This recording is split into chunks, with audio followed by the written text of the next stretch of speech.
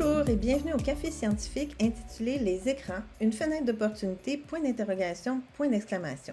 Je me présente, Catherine Laure, courtière de connaissances et cofondatrice d'Immersience. Le 20 mars dernier, 2024, j'ai eu le plaisir d'animer un riche échange où nous avons osé parler de sommeil sans faire la morale à personne ni démoniser les écrans. Dans le cadre de la semaine sherbrookoise du jeu vidéo, nous avons mis les pendules à l'heure de la recherche sur le sommeil et les écrans en répondant à vos questions. Cet événement hybride s'est déroulé à l'École des arts numériques de l'animation et du design, l'école NAD, et via Twitch. C'est une collaboration entre Pour ne pas dormir debout, la Fédération québécoise des sports électroniques, la FQSE, ainsi qu'Immersience. Il a été rendu possible grâce à une subvention de l'Institut du développement et de la santé des enfants et des adolescents qui fait partie des instituts de recherche en santé du Canada, les IRSC. Mathieu Pilon, chercheur clinicien à l'Université de Sherbrooke, a donc invité Ariane, Elsa, Charlie ainsi que les ados et leurs parents à prendre un café pour discuter sommeil et écran. Ariane Desiel est infirmière praticienne spécialisée en soins pédiatriques, experte en sommeil des ados. Elsa Brett-Dussault est fondatrice de Ludipsy, psychologue, chercheuse associée et membre du CA de la Fédération québécoise de sport électronique. Charlie Cookie-Calcaire est BDiste et directeur de la création de jeux vidéo. Il est l'auteur de 2 BD intitulés Les jeux vidéo et nos enfants et Les réseaux sociaux et nos ados, publiés chez Stenkiss. Cet événement a aussi bénéficié du talent de facilitatrice graphique de Dorothée de Colasson. Son œuvre Captée sur le vis sert de support visuel à cet enregistrement ainsi qu'à des infographies sur le sommeil et les écrans que vous pouvez télécharger sur le site et les réseaux sociaux de Pour ne pas dormir debout. Bonne écoute! Donc moi, je joue aux jeux vidéo depuis que j'ai 6-8 ans et puis j'ai pas eu de limitation quand j'étais petit. D'accord, j'avais un PC et une console dans ma chambre, je jouais la nuit, personne ne checkait ça. Il se trouve que des années plus tard, je me suis retrouvé à travailler dans le jeu vidéo. Donc ça fait 15 ans maintenant que je travaille dans l'industrie du jeu vidéo. Je suis concepteur pour une grande compagnie de jeux vidéo et il se trouve aussi que je suis papa d'un petit garçon de maintenant 8 ans. Et forcément, lui, à 5-6 ans, lui aussi, j'ai voulu partager ma passion avec lui et puis l'introduire aux jeux vidéo.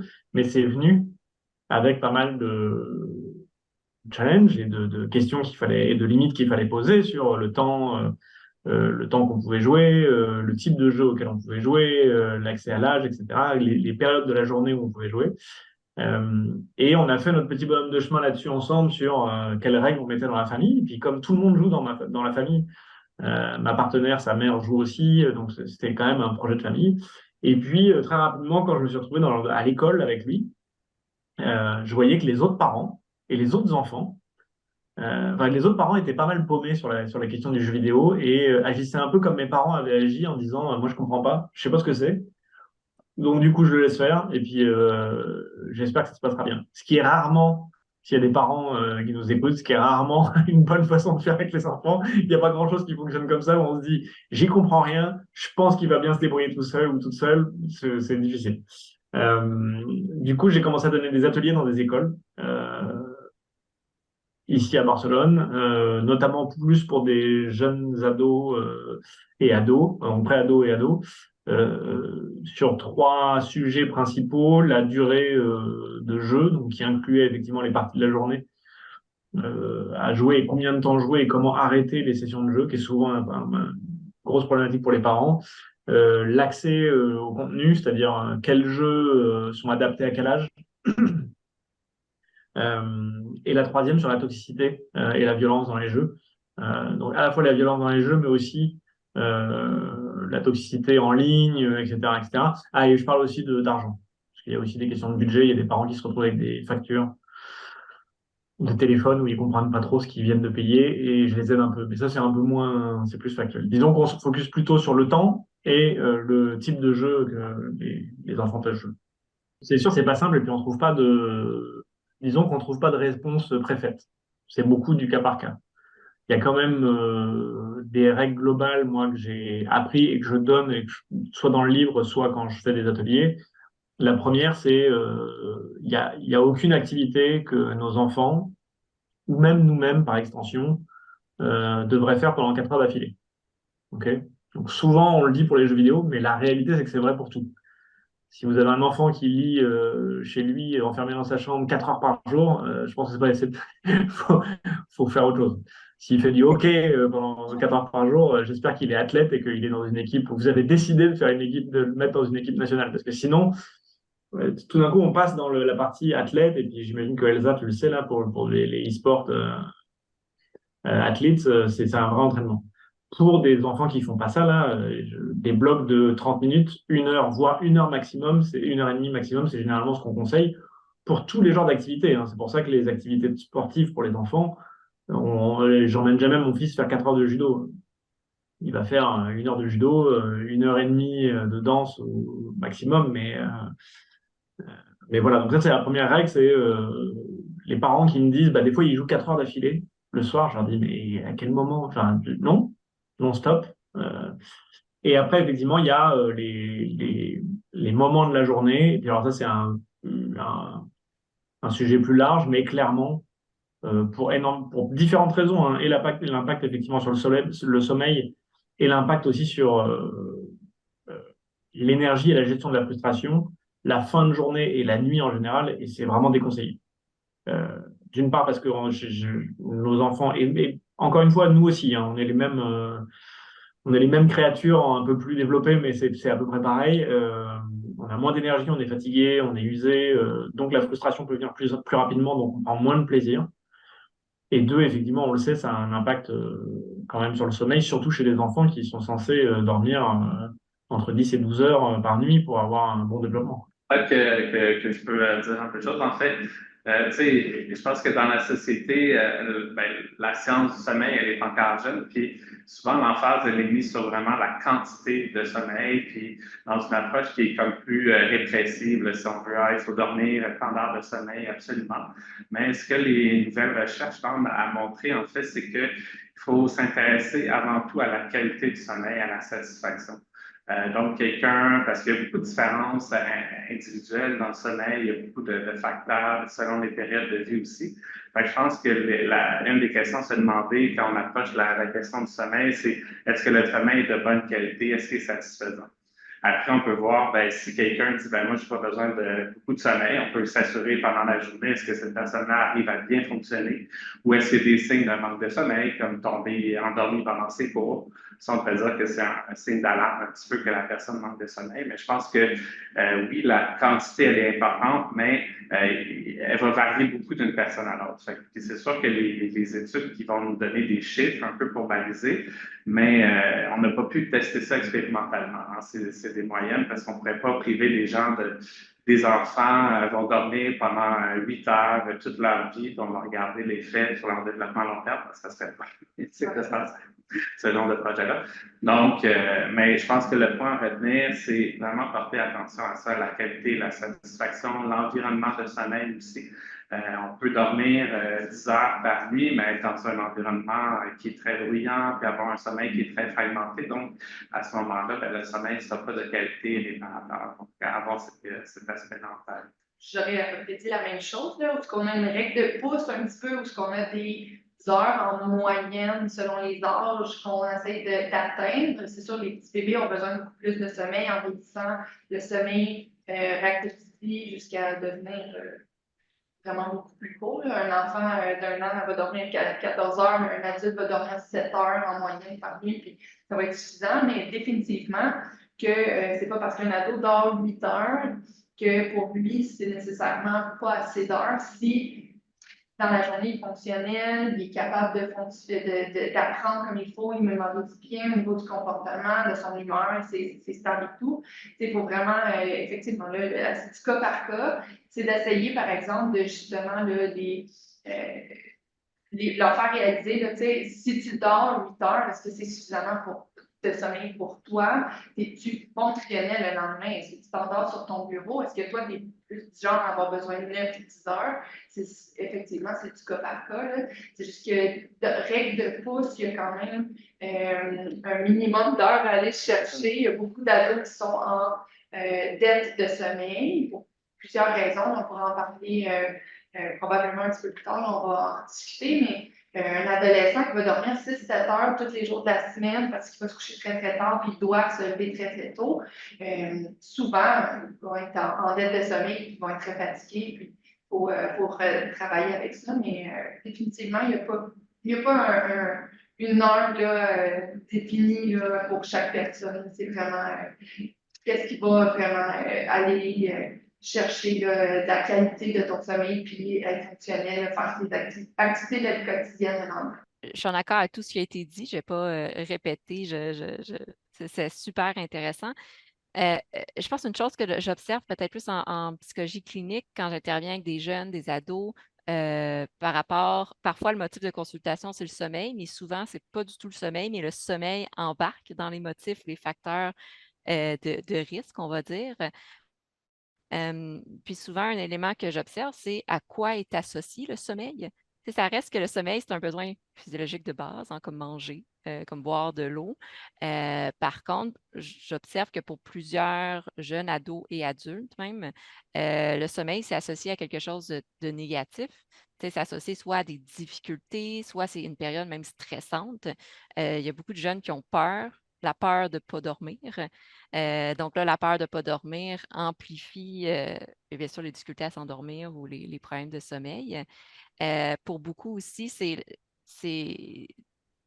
pas nécessairement le sommeil qui est problématique, c'est toutes les autres sphères de vie autour qui ont des répercussions sur le sommeil. Donc là, à ce moment-là, quand on sent que le sommeil est difficile, ben, c'est de voir, OK, est-ce que tout autour, comment est-ce qu'on peut stabiliser certains piliers de vie sociale, école et autres? Parce que souvent, c'est les heures de sommeil qui vont, on va dire, écoper. Exemple, des difficultés sociales, ben, on va compenser en socialisant plus le soir de différentes manières. Puis là, on compense. Ou des difficultés organisationnelles, de motivation. Donc, on fait moins nos devoirs, nos travaux à l'école, donc on compense le soir. Donc, il y a comme une petite observation en tant qu'intervenante, mais aussi en tant que parent, d'observer avec son enfant, toujours dans une approche de curiosité, d'intérêt, de voir qu'est-ce qui se passe pour essayer de voir après ça comment recentrer le sommeil. Surtout s'il y a des peurs associées à la difficulté de s'endormir. Je dirais que chez les enfants en particulier, ça serait de porter attention à son fonctionnement durant la journée. Est-ce qu'il se réveille facilement le matin ou est-ce que c'est long à sortir du lit? Est-ce qu'au niveau de l'humeur aussi, les enfants, c'est comme très transparent dans le sens où quand ils manquent de sommeil, ils sont plus irritables, des fois plus impulsifs, des fois au niveau émotionnel aussi, la régulation émotionnelle elle est plus difficile. Fait que chez les enfants, on peut se fier sur ces signes un petit peu plus là, comportementaux, puis de voir aussi, est-ce qu'au retour de l'école, ben, il est fatigué, est-ce qu'il a l'air un peu somnolent? Donc, ça serait ça les signes qu'on peut voir là, chez un enfant. Tandis que, puis les enfants, souvent, naturellement, il y a peut-être moins d'enjeux au niveau psychosocial qui vont retarder aussi leur période de sommeil comparativement à des ados, où là, ben, ça mentionnait peut-être la socialisation, toutes les activités qu'on peut faire le soir, le fait peut-être d'avoir des activités parascolaires, un travail, donc ça peut amener la personne à se coucher de plus en plus tard, en fait, puis induire, si on veut, une privation de sommeil, parce que son corps a besoin de 9 heures de sommeil, mais son horaire, la contrainte du début de l'école avec les autres contraintes, fait qu'il arrive à dormir 7 heures, par exemple. Donc, on voit ça, tandis que chez les enfants, il y a la contrainte là, du matin de l'école, mais souvent, les enfants n'ont pas tant d'autres contraintes là, le soir aussi. Peut-être, le point à retenir pour les gens, c'est que c'est pas quand quelqu'un a souvent de la somnolence, si vous avez un jeune dans vos cours, si votre adolescent, si un étudiant universitaire au cégep s'endort souvent dans ses cours, c'est vraiment un signe d'alerte qu'il faut aller questionner et mieux comprendre qu'est-ce qu'il y a en arrière de ça. On brise les stéréotypes, on n'est pas paresseux, on a peut-être besoin d'aide et on ose parler sommeil. Comment on peut faire si on se sent impuissant face à l'utilisation d'écran de nos ados, par exemple, s'ils sont sur leur console ou leur téléphone quand on va se coucher? Une vidéo, moi, un des conseils que j'ai déjà, c'est les consoles ou même les PC, à moins d'exceptions, devraient être dans des pièces familiales. C'est-à-dire que les mettre dans les chambres, c'est très compliqué. C'est ouvrir beaucoup trop de risques et c'est donner beaucoup trop de responsabilités. En fait, c'est même pas, et je conseille aux parents de pas l'interdire pour l'interdire, parce que c'est un peu bas du front et souvent c'est difficile d'expliquer ça à nos enfants, là, mais c'est donner trop de responsabilités à nos enfants. De la même manière que si vous mettez une télé dans votre chambre à vous, on le sait, en tant que famille ou couple même, c'est compliqué. Ça donne, c'est compliqué. Ça challenge vachement l'intimité, le couple. Ça challenge nos propres cycles de sommeil, etc., etc. Et c'est pas que, c'est effectivement parce que c'est mauvais pour nous, mais c'est aussi parce qu'on n'est pas assez fort pour se contrôler la plupart du temps sur ce genre de consommation. Donc, évidemment, nos enfants peuvent pas. Déjà que nous, on a du mal à gérer nos temps d'écran, que la plupart d'entre nous, on reste devant Netflix et on binge une saison et demie avant que Netflix nous dise vous êtes encore là, vous voulez continuer à regarder? Et donc, compter sur nos enfants pour le faire. Non. Donc, mettre les consoles et les PC dans des pièces familiales, ce que ça donne, c'est que dans le salon, au moins, déjà, on le sait. Si quelqu'un est en train de jouer, ça dérange normalement tout le monde. Quand tout le monde va se coucher, ben, normalement, tout le monde va se coucher. Enfin, ça crée une complète autre dynamique. Il reste la question des consoles portables, notamment chez Nintendo avec la Switch, qui est une super console, qui est vachement pratique. Pareil, et pour moi, quand on a des enfants plus jeunes, c'est le début des discussions et des limitations sur les téléphones que vous faites avec la Switch. C'est-à-dire que être capable de dire à votre enfant et de lui expliquer de manière consciente et logique pourquoi il ne devrait pas aller dans sa chambre tout seul avec sa Switch et surtout pas dans son lit, c'est un entraînement pour vous en tant que parent sur pourquoi il ne devra pas le faire avec son téléphone portable dans quelques années. Et je pense que c'est bénéfique. Pour les jeux vidéo, c'est ça mes conseils. Euh, J'essaie de prendre une approche différente pour amener une autre vision des choses. J'aime bien l'approche pour en même temps travailler la relation parent-enfant, d'avoir, comme j'ai nommé tout à l'heure, une approche plus dans la curiosité, l'intérêt, donc vraiment sous forme de discussion plus que d'encadrement ou d'imposition de règles au départ, en fait. Puis ici, l'élément, ça serait d'essayer de voir avec votre enfant le pourquoi. Le pourquoi, ça veut dire, ben, au final, tu sais, exemple sur notre téléphone cellulaire, même en tant qu'adulte, il y a tellement de choses là-dessus. Tu sais, on peut être en train d'écouter un film, on peut être en train de parler avec des amis, on peut être en train de faire un travail d'équipe à l'école, on peut être en train de s'informer sur la santé mentale, on peut être en train de jouer à des jeux. On, on peut tellement faire de choses sur ces petites choses-là qu'une première réflexion, c'est associé à quoi pour l'enfant? C'est-à-dire l'écran en tant que tel. Tu sais, écran, c'est un large mot qui veut dire tellement de choses. Donc, de peut-être avant même d'intervenir, c'est d'essayer de comprendre. Puis la compréhension vient par, oui, l'observation, mais surtout par la discussion avec son enfant. Donc, autant que nous, en tant que parents, en tant qu'adultes, quand on est sur notre cellulaire, on fait certaines choses, bien, même chose côté de l'enfant. Ça ne veut pas dire que c'est les mêmes choses que nous en tant que parents. Donc, de faire attention de ne pas tout de suite tomber dans les interprétations puis dans les pensées paniques, mais vraiment d'une approche de base qui est OK, tu sais, mon enfant, qu'est-ce qu'il fait? Puis après ça, relativiser et ajuster son intervention, le cadre qu'on met, mais basé vraiment sur des choses réelles. T'sais. Si je m'imagine que mon enfant est en train je sais pas moi, jouer à des jeux vidéo, sur des jeux mobiles, ben, c'est peut-être pas la même chose pour soi que si son enfant est en train de parler de ses émotions avec son meilleur ami, en ligne, là, avant de se coucher. Fait que l'important, c'est de comprendre avant de mettre une intervention qui va être plus adaptée, une intervention ou un cadre aussi. La chambre, c'est principalement, majoritairement associé à un espace sécurisant pour l'enfant, l'adolescent et l'adulte. Donc, à ce moment-là, ça se peut que notre enfant, c'est le soir, quand tout le monde est couché, qu'il se sent pleinement en sécurité pour parler avec ses amis, parler de ses émotions, faire un journal sur son cellulaire. Donc, vraiment prendre le temps de décortiquer puis comprendre avant de tout de suite rentrer en mode intervention.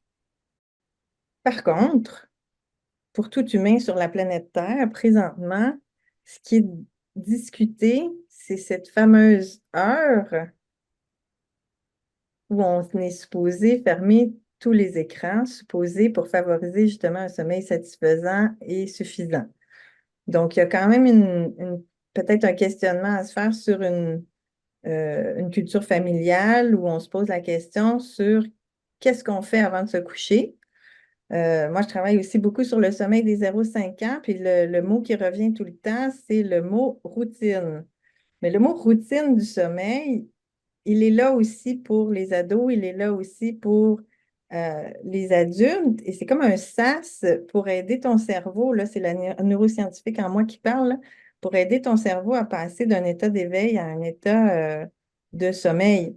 Et si peu importe ce qu'il y a sur l'écran, là, on peut parler de la lumière, on peut parler de la mélatonine, on peut parler de contenu qui excite ou qui perturbe ou qui gêne ou qui intimide ou de la toxicité ou bon, tout ça, justement, quand on est tout seul dans notre grotte en sécurité et que finalement notre grotte ne devient plus en sécurité. Et donc là, je divague dans tous les sens pour dire que quand même, notre cerveau a quand même besoin d'une période euh, sans cette stimulation-là ou une certaine petite routine de mettre son pyjama, je ne sais pas ce que vous aimez faire avant de vous coucher. Moi, j'aime bien lire un livre qui m'endort. Donc, j'ai toujours un petit truc assez ennuyant sur le bord de mon lit. Mais voilà. Non, ton livre n'a jamais été sur ma table de chevet, Charlie. Voilà, mais est-ce que, je ne sais pas si Ariane et Mathieu, vous voulez réagir par rapport à ça, parce que c'est sûr que c'est pas facile de savoir comment réagir, mais les écrans, c'est quelque chose de très familial, hein. Et les ados, ça reste aussi des enfants avec des belles neurones miroirs qui reproduisent beaucoup de ce qu'on fait, de ce qu'on est, de ce qu'on représente. Et puis même s'ils nous disent que même s'ils peuvent se distancier un peu plus, on reste des modèles très importants dans leur vie, ben, pas mal tout le temps, en fait. Puis tu as raison de dire que les routines, c'est super important parce que d'avoir tout le temps un petit peu les mêmes routines ou les mêmes heures de coucher, de lever va vraiment en fait stabiliser notre horloge interne, cette horloge biologique, ce qu'on parle, le cycle circadien qui fonctionne justement avec cette lumière-là aussi. Là, on revient encore aux écrans, puisque d'avoir une bonne routine adaptée à nos besoins, bien sûr, là, on en a parlé tantôt, tout le monde a ses propres besoins de sommeil. Fait en sorte que on va avoir plus de facilité, on va plus propice à avoir un sommeil de qualité parce que notre corps se met un petit peu à s'attendre à aller se coucher, puis à justement là, commencer à produire cette hormone-là, puis se mettre là, dans le mood de dodo, là, de s'endormir. Pour revenir sur votre question, quand on se sent impuissant face aux écrans, s'informer en famille, ça nous donne un levier de contrôle, avoir une petite approche pédagogique, parler de la lumière, parler de l'effet que ça peut avoir, parler des effets, justement des privations de sommeil longues. On n'est pas un long fleuve tranquille, les humains, hein, aussi. Des fois, oui, on va déraper, oui, on va faire pas ce qu'il y a à faire, mais l'important dans la régularité, c'est pas le toujours, c'est le plus souvent possible euh, et qu'on fait de notre mieux. Puis dans mon background, ben, il y a l'environnement d'une chambre. Puis on a développé un petit jeu des 7 erreurs justement pour ouvrir le dialogue doucement avec les jeunes. Puis on veut continuer à travailler avec les jeunes, avec les parents pour justement essayer d'ouvrir ce dialogue-là par rapport à l'importance du sommeil pour la santé et comment on le perçoit dans nos cultures. Souvent axées sur la productivité où la première chose qu'on va faire, c'est couper sur nos heures de dodo pour être plus productif. Si on me le permet, je vais profiter de ce groupe d'experts justement pour m'outiller aussi. Euh, Est-ce qu'au niveau, tu sais, on parle du cycle par rapport à la mélatonine, peut-être d'autres hormones aussi. Est-ce que c'est la même chose par rapport aux jeunes avec troubles neurodéveloppementaux? Tu sais, si on parle, par exemple, de TDAH, ayant moi-même un TDAH, je me rends compte que une grande majorité des stratégies de sommeil ne fonctionnent pas avec moi. Puis, je me rends compte que mon cycle de sommeil a toujours été différent de la majorité des autres jeunes. Quand mes amis, quand j'invitais des amis chez moi, quand j'étais jeune, party, puis j'étais celle qui se couchait le plus tôt, mais qui se levait le plus tard, puis j'étais tout le temps fatiguée. Donc, bref, et voilà, je lance la question. C'est une bonne question, mais il n'y a peut-être pas. En fait, ce qu'on sait, c'est que les personnes avec un déficit d'attention ont plus de problèmes de sommeil, comme par exemple vraiment d'un trouble, entre autres le mouvement périodique des jambes. Puis, mais il n'y a pas eu, en termes de qualité, là, il faudrait que j'aille voir est-ce qu'il y a des différences, parce que tu sais, aussi peut-être que ça peut être juste une différence individuelle, il y a des gens qui sont des plus grands dormeurs, puis il y en a qui sont des plus courts dormeurs. Fait que ça peut être une piste aussi là, dans la réflexion, mais je ne sais pas si ça a été associé. J'en vois énormément des TDAH et des troubles du spectre de l'autisme aussi en clinique du sommeil. Puis de plus en plus, on réalise au niveau de la sécrétion de mélatonine chez nos enfants neuroatypiques, c'est très différent. Puis les TDAH en général vont avoir tendance à sécréter leur mélatonine plus tard. Fait qu'il y a beaucoup d'enfants TDAH. Puis, tu sais, au niveau justement là, des études sur la mélatonine qui sont faites principalement avec les enfants neuroatypiques.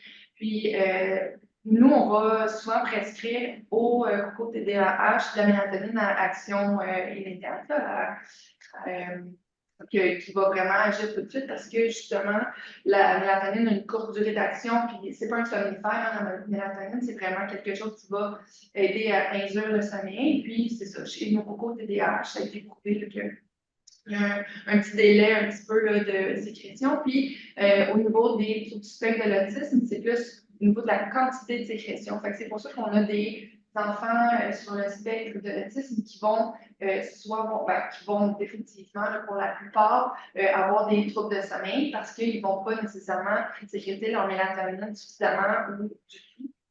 Puis, il faut penser aussi avec les enfants TDAH, on a souvent une hypervigilance aussi, on a des médicaments qui sont stimulants. Fait que, tu sais, on a quand même une espèce de melting pot de perfect storm, tu sais, justement, de plein de petites choses mises ensemble que, tu sais, le petit hamster, là, il continue à rouler là, quand ils vont se coucher, puis un petit bruit va les réveiller, puis vont se rappeler de quelque chose qu'il faut vraiment qu'ils en parlent maintenant. Puis, fait que souvent, ça va amener justement là, des difficultés de sommeil un petit peu plus. Puis comme tu dis, il y a des choses, des troubles du sommeil un petit peu comorbides avec le TDAH, comme effectivement, les mouvements variatifs des jambes au sommeil ou juste des syndromes des jambes sans repos qui sont souvent associés à ça. Okay. Définitivement que je ne suis pas surprise que tu dises qu'il y a toujours eu un petit quelque chose avec le sommeil parce qu'il y a beaucoup de choses qui rentrent en compte là, quand on a un TDAH ou un TDAH avec le sommeil. Je veux dire, merci beaucoup, ça m'aide à mieux comprendre. Puis, je pense que ça ramène beaucoup l'importance aussi que quand c'est identifié, je vais le dire ainsi, mais pas juste le mettre le poids sur l'enfant ou sur le parent. Je pense que ce contexte-là, c'est important d'aller chercher le soutien de d'autres experts aussi, parce qu'il y a des éléments à comprendre, que ce soit la médication, que ce soit d'autres symptômes associés. C'est difficile, là. C'est normal que seul, comme parent ou comme enfant, de ne pas tout comprendre. Surtout dans une période charnière comme l'adolescence où il y a beaucoup de choses qui changent chez tout le monde. Entre 14 et 18 ans, il y a une transformation assez impressionnante du corps humain, entre autres. Mais on pourrait y aller jusqu'à 25 maintenant qu'on le sait.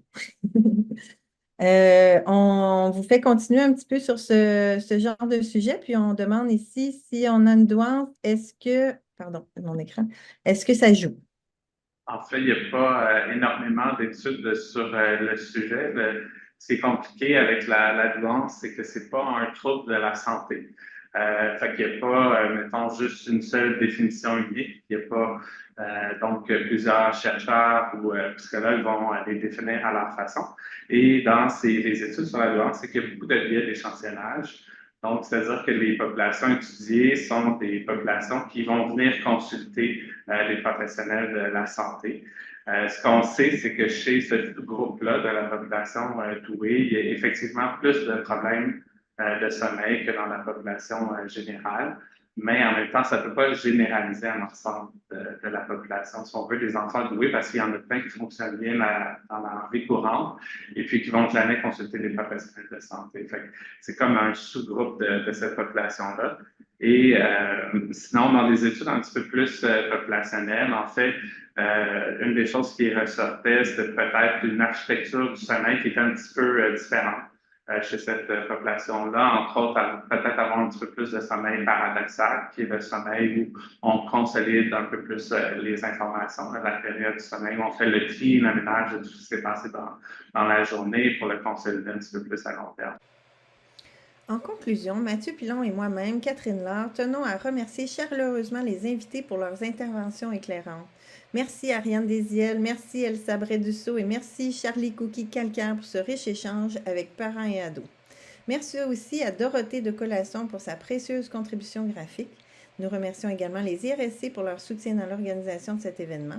Ensemble, nous espérons avoir contribué à une meilleure compréhension de cet enjeu moderne et que vous repartez plus outillés pour trouver votre équilibre entre usage des écrans et sommeil réparateur, afin de recharger vos batteries et ne pas dormir debout.